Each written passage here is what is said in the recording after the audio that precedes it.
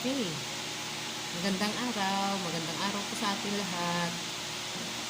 God bless po sa ating lahat. Followers, please like and share.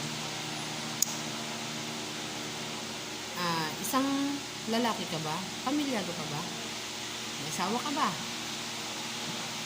Kung ikaw ay isang lalaki at nasabing may asawa na, may anak man wala, pamilyado na yun.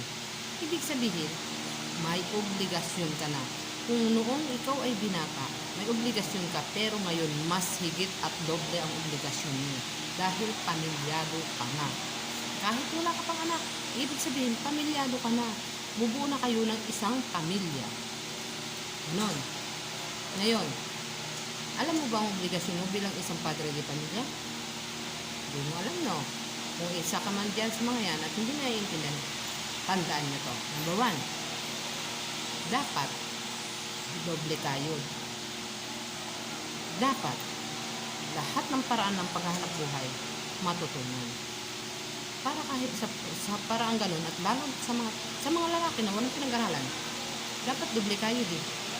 Dapat alam mo lahat ang mga gawain, dahil alam mo kung bakit. Wala kang pinag-aralan mo. Dapat matutunan mo lahat ng mga bagay-bagay kahit wala kang pinag-aralan. Para sa pamilya, para sa kinabukasan. Ayun ang dapat. Number 1, ating gawin. So, ngayon,